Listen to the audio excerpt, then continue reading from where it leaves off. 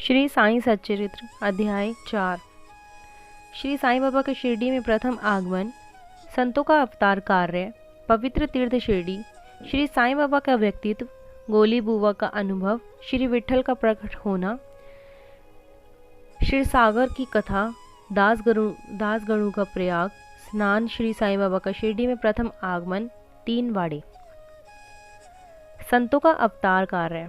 भगवत गीता में श्री कृष्ण कहते हैं कि जब जब धर्म की हानि हुई और अधर्म की वृद्धि होती है, तब तब मैं अवतार धारण करता हूँ। धर्म स्थापन, दूसरों का विनाश तथा साधुजनों के परित्राण के लिए मैं युग युग में जन्म लेता हूँ। साधु और संत भगवान के प्रतिनिधित्व स्वरूप हैं। वह उपयुक्त समय पर प्रकट होकर अपनी कार्य प्रणाली द्वारा अपना अवतार कार्य पूर्ण करते हैं। अर्थात जब ब्राह्मण, क्षत्रिय और वैश्य अपने कर्तव्यों से विमुख हो जाते हैं, तब शूद्र उच्च जातियों के आधारिक छीनने लगते हैं। धर्म के आचार्यों का अनादर तथा निंदा होने लगती है। जब लोग निषिद्ध भोज्य पदार्थ और मदिरा आदि का सेवन करने लगते हैं, जब धर्म की आड़ में निंदित कार्य होने लगते हैं, जब भिन्न भिन्न धर्मावलंबी परस्पर लड़ने लगते हैं, जब ब्राह्मण संध्यादि कर्म छोड़कर देते हैं, कर्मठ पुरुषों और धार्मिक कृतज्ञों में अरुचि उत्पन्न हो जाती है, जब योगी ध्यान आदि कर्म करना छोड़ देते हैं और जब जन साधारण की ऐसी धारणा हो जाती है कि केवल धन, संतान और स्त्री ही सर्वस्व है, तथा इस प्रकार जब लोग सत्य मार्ग से विचलित होकर अंधपतन की ओर अग्रसर होने लगते हैं, तब संत प्रकट होकर अपने उपदेशों एवं आचरणों के द्वारा धर्म की स्थापना करते हैं। वह समुद्र के ज्योति स्तंभ की तरह हमारे उचित मार्गदर्शन करते तथा सत्य पथ पर चलने की प्रेरित करते हैं। इसी मार्ग पर अनेक संत निवृत्तिनाथ, ज्ञानदेव, मुक्ताबाई, नामदेव, गोरा, गोड़ाई, एकनाथ, तुकाराम, नरहरि, नरसी भाई, सजन कसाई, सावंता माली और रामदास तथा कई अन्य संत सत्य मार्ग पर दिग्दर्शन कराने के हेतु भिन्न भिन्न अवतार पर प्रकट हुए और इस सब के पश्चात शिरडी में श्री साईं बाबा का अवतार हुआ। पवित्र तीर्थ शिरडी अहमदनगर में गोदावरी नदी के तट पर ही भाग्यशाली है, जिन पर अनेक संतों ने जन्म धारण किया और अनेकों ने वहां आश्रय पाया। ऐसे संतों में श्री ज्ञानेश्वर महाराज प्रमुख थे। शिरडी अहमदनगर जिले के कोपरगांव तालुका में है। गोदावरी नदी पार करने के पश्चात मार्ग सीधा शिरडी को जाता है। 8 मील चलने पर जब आप नीमगाम पहुंचेंगे तो वहां से शिरडी दृष्टिगोचर होने लगती है।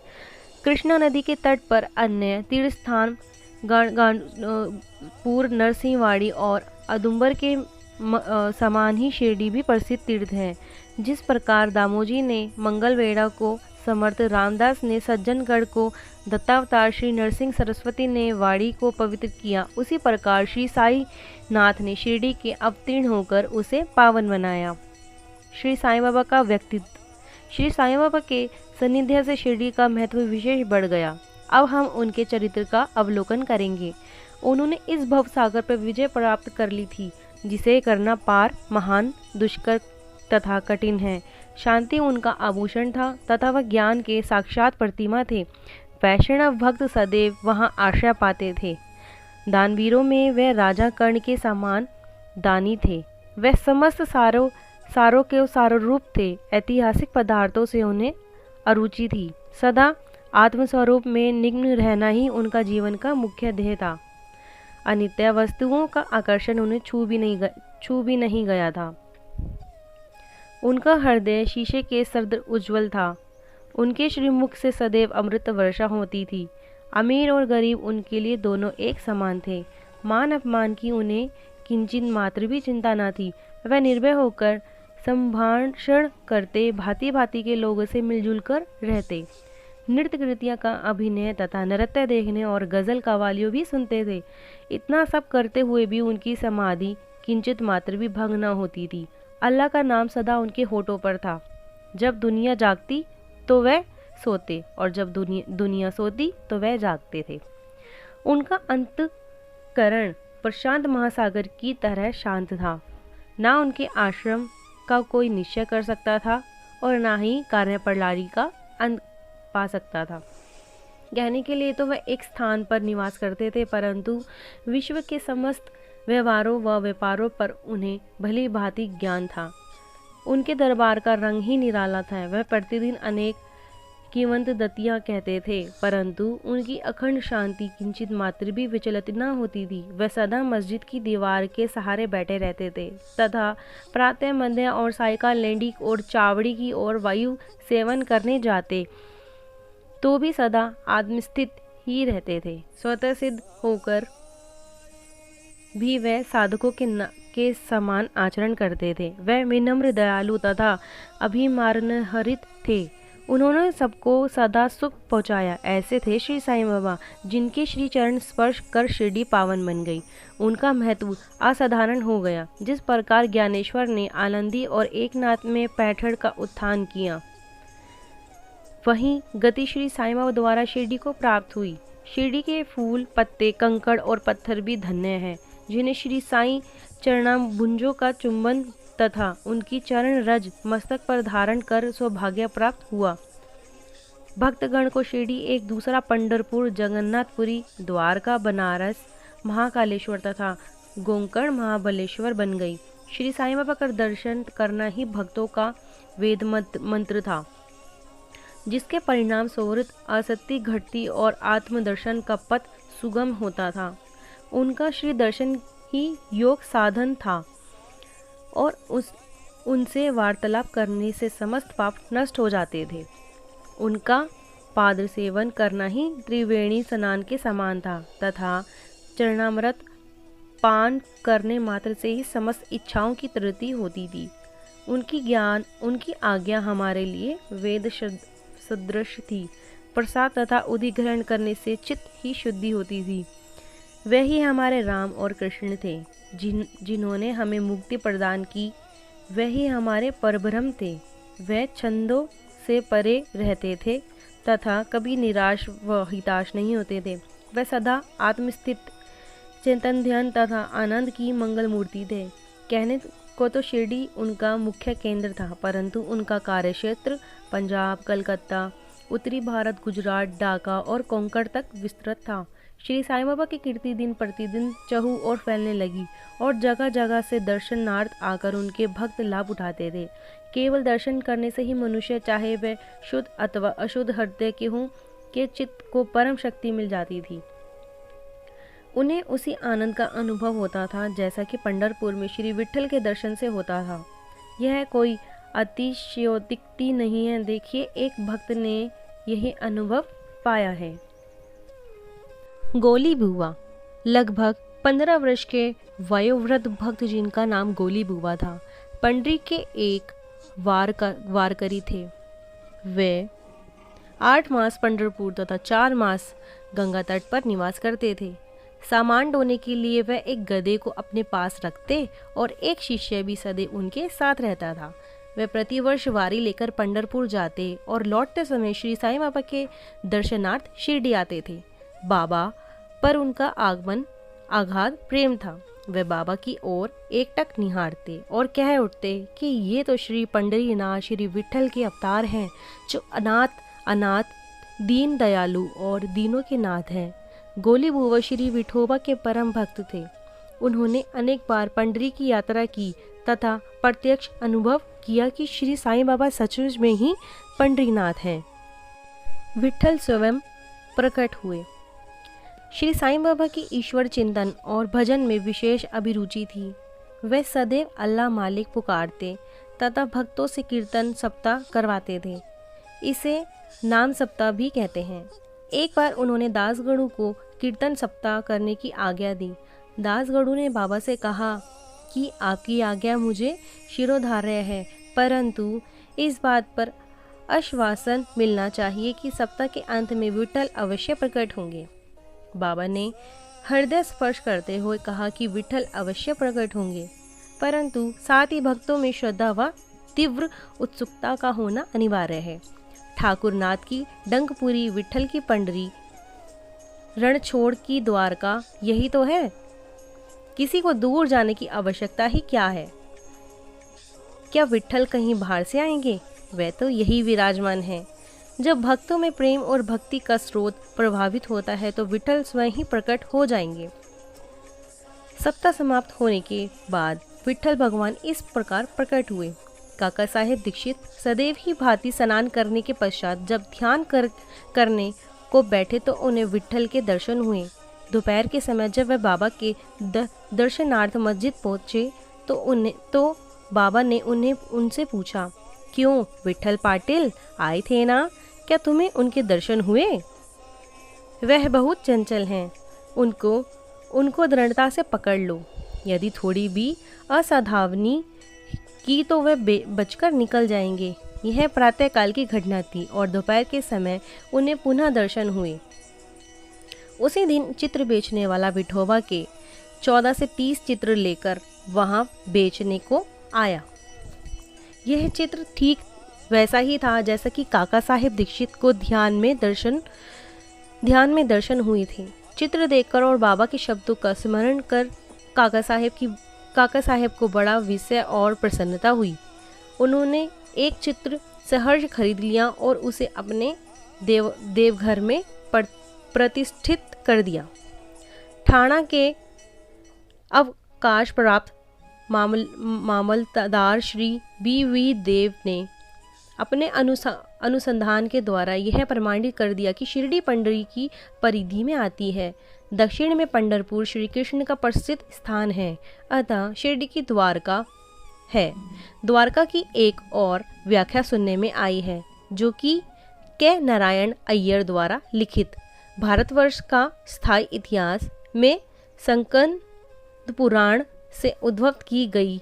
वह इस प्रकार है, चतुर्वर्णमपि वर्णाम यत्र द्वाराणा ही सर्वतः अतो द्वारवती युक्तः विद्विभस्तवादिभिः। जो स्थान चारों वर्णों के लोगों को धर्म अर्थ काम और मोक्ष के लिए सुलभ हो, दार्शनिक लोग उन्हें द्वारका के नाम से पुकारते हैं। शिरडी में बाबा की मस्जिद केवल चारों वर्णों के लिए ही नहीं अपितु दलित, अस्पृश और भागोजी शिंदे जैसे कोणी आदि सबके लिए खुली थी। अतः शिरडी को द्वारका कहना ही सर्वथा उचित है। भगवत राव क्षीर सागर की कथा। श्री विठल पूजन में बाबा को कितनी रुचि थी, यह भगवंत राम क्षीर सागर की कथा से स्पष्ट है। भगवंत राव के पिता विठोबा के परम भक्त थे, जो प्रति वर्ष पंढरपुर को वारी लेकर जाते थे। उनके घर में विठोबा की एक मूर्ति थी जिसकी वे नित्यव्रती पूजा करते थे। उनकी मृत्यु के पश्चात उनके पुत्र भगवंत राव ने वारी पूजन, श्राद्ध इत्यादि समस्त कर्म छोड़ दिया। जब भगवंत राव शिरडी आए तो बाबा ने उन्हें देखते ही कहने लगे कि इनके पिता मेरे परम मित्र थे, इसी कारण मैं इन्हें यहाँ बुलाया है। इन्होंने कभी नैवेद्य अर्पण नहीं किया तथा मुझे और विठोबा को भूखा मारा है, इसलिए मैंने इन्हें यहाँ आने को प्रेरित किया है। अब मैं इन्हें हठपूर्वक पूजा में लगा दूंगा। दासगढ़ू का प्रयाग स्नान। गंगा और यमुना नदी के संगम का प्रयाग प्रसिद्ध पवित्र तीर्थ स्थान है। हिंदुओं की ऐसी भावना है कि वह स्नान आदि करने से समस्त पाप नष्ट हो जाते हैं। इसी कारण प्रत्येक पर्व पर सहस्त्रों भक्तगण वहां जाते हैं और स्नान का लाभ उठाते हैं। एक बार दासगढ़ू ने भी वहां जाकर स्नान करने का निश्चय किया। इस विचार से वह बाबा से आज्ञा लेने के लिए उनके पास गए। बाबा ने कहा कि इतनी दूर व्यर्थ भटकने की क्या आवश्यकता है, अपना प्रयाग तो यही है, मुझ पर विश्वास करो।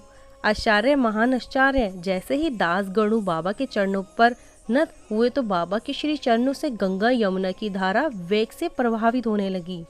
यह चमत्कार देखकर दासगणु का प्रेम और भक्ति उमड़ पड़ी। आंखों से अश्रु की धारा बहने लगी। उन्हें कुछ अंतस्फूर्ति हुई और उनके मुख से श्री साईं बाबा की स्रोतवस्तनी स्वयं प्रभावित होने लगी। श्री साईं बाबा का शिरडी में प्रथम आगमन। श्री साईं बाबा के माता पिता उनके जन्म और जन्म स्थान का किसी को भी ज्ञान नहीं है। इस संबंध में कुछ छानबीन की गई। बाबा से तथा अन्य लोगों से भी इस विषय में पूछताछ की गई, परंतु कोई संतोषप्रद उत्तर अथवा सूत्र हाथ न लग सका। यथार्थ में हम लोग इस विषय में सर्वथा अनभिज्ञ हैं। नामदेव और कबीरदास जी का जन्म अन्य लोगों की भांति नहीं हुआ था। वे बाल रूप में प्रकृति की गोद में पाए गए थे। नामदेव भीमरथी नदी के तीर पर गोनाई और कबीर भागीरथी नदी के तीर पर तमाल को पड़े हुए मिले थे। और ऐसा श्री साईं बाबा के संबंध में भी था। वे शिरडी में नीम वृक्ष के तले 16 वर्ष की तरुण अवस्था में स्वयं भक्तों के कल्याणार्थ प्रकट हुए थे। उस समय भी पूर्ण ब्रह्म ज्ञानी प्रतीत होते थे। स्वप्न में भी उनको किसी लौकिक पदार्थ की इच्छा नहीं थी। उन्होंने माया को ठुकरा दिया था और मुक्ति उनके चरणों में लौटती थी। शिरडी ग्राम की एक वृद्ध स्त्री नाना चौबदार की माँ ने उनका इस प्रकार वर्णन किया है। एक तरुण स्वस्थ फुर्तीला तथा अति रूपवान बालक सर्वप्रथम नीम वृक्ष के नीचे समाधि में लीन दिखाई पड़ा। सर्दी व गर्मी की उन्हें किंचित मात्र भी चिंता न थी। उन्हें इतनी अल्प आयु में इस प्रकार कठिन तपस्या करते देख लोगों को महान आश्चर्य हुआ। दिन में वह किसी से भी भेंट नहीं करते थे और रात्रि में निर्भय होकर एकांत में घूमते थे। लोग आश्चर्यचकित होकर पूछते फिरते कि यह युवक कहाँ से आगमन हुआ। उनकी बनावट तथा आकृति इतनी सुंदर थी कि एक बार देखने मात्र से लोग आकर्षित हो जाते थे। वे सदा नीम वृक्ष के नीचे बैठते थे और किसी के द्वार पर न जाते थे। यद्यपि वे देखने में युवक प्रतीत होते थे, परंतु उनका आचरण महात्माओं के सदृश था। वे त्याग और वैराग्य की साक्षात प्रतिमा थे। एक बार आश्चर्यजनक घटना हुई। एक भक्त को भगवान खंडोबा का संचार हुआ। लोगों ने शंका निवारणार्थ उनसे प्रश्न किया कि हे देव, कृपया बतलाइए कि किस भाग्यशाली पिता की संतान है और इनका कहाँ से आगमन हुआ है।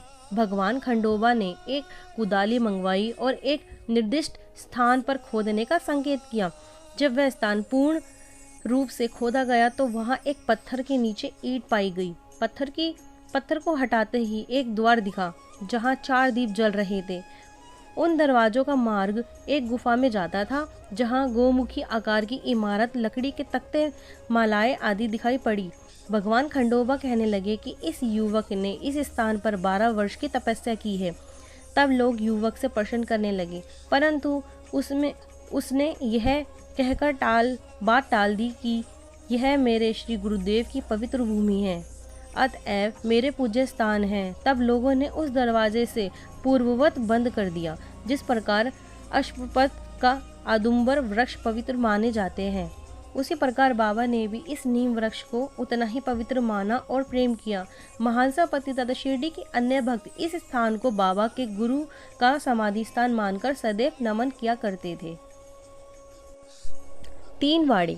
नीम वृक्ष के आसपास की भूमि श्री हरि विनायक साठे ने मोल ले ली और उस स्थान पर एक विशाल भवन का निर्माण किया जिसका नाम साठेवाड़ा रखा गया। बाहर से आने वाले यात्रियों के लिए वहाँ वाड़ा ही एकमात्र विश्राम स्थान था जहाँ सदैव भीड़ रहा करती थी। नीम वृक्ष के नीचे चारों ओर चबूतरा बांधा गया। सीढ़ियों के नीचे दक्षिण की ओर एक छोटा सा मंदिर है जहाँ भक्त लोग चबूतरे के ऊपर उत्तराभिमुख होकर बैठते हैं। ऐसा विश्वास किया जाता है कि जो भक्त गुरुवार को तथा शुक्रवार की संध्या को वहां धूप, अगरबत्ती आदि सुगंधित पदार्थ जलाते हैं वह ईश कृपा से सदैव सुखी हो जाते हैं। यह वाड़ा बहुत पुराना तथा जीर्ण शीर्ण स्थिति में था तथा इसके जीर्णोद्धार की नितांत आवश्यकता थी, जो स्थान द्वारा पूर्ण कर दी गई। कुछ समय के पश्चात एक दूसरे वाड़े का निर्माण हुआ जिसका नाम दक्षिण वाड़ा रखा गया। काका साहेब दीक्षित कानूनी सलाहकार जब इंग्लैंड में थे तब वहां उन्हें किसी दुर्घटना से पैर में चोट आ गई थी। उन्होंने अनेक उपचार किए परंतु पैर अच्छा ना हो सका। नाना साहेब चांदोरकर ने अपने बाबा की कृपा प्राप्त करने का परामर्श दिया, इसलिए वह सन 1901 में बाबा के दर्शन किए। उन्होंने बाबा से पैर के बदले अपने मन की पंगुता दूर करने की प्रार्थना की। बाबा के दर्शन से उन्हें इतना सुख प्राप्त हुआ कि उन्हें स्थायी रूप से शिरडी में रहना स्वीकार कर लिया।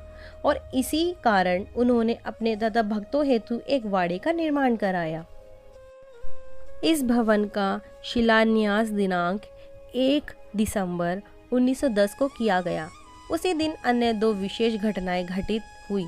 पहली, श्री दादा साहेब खरपंडे को घर वापस लौटने की अनुमति प्राप्त हो गई और दूसरा, चावड़ी में रात्रि की आरती प्रारंभ हो गई। कुछ समय में वाड़ा संपूर्ण रूप से बनाया गया और रामनवमी के शुभ अवसर पर उसका यथाविधि उद्घाटन कर दिया गया। इसके बाद एक और वाड़ा मानो एक शाही भवन नागपुर के प्रसिद्ध श्रीमंत बूटी ने बनवाया। इस भवन के निर्माण में बहुत धनराशि लगाई गई। उनकी समस्त निधि सार्थक हो गई, क्योंकि बाबा का शरीर अब वहीं विश्रांति पर रहा है और फिलहाल वह समाधि मंदिर के नाम से विख्यात है। इस मंदिर के स्थान पर पहले एक बगीचा था, जिसमें बाबा स्वयं पौधों को सींचने और उनकी देखभाल किया करते थे। जहां पहले एक छोटी सी कुटी भी नहीं थी, वहां 3-3 वाड़ों का निर्माण कराया गया। इन सब में साठेवाड़ा पूर्व काल में बहुत ही उपयोगी था।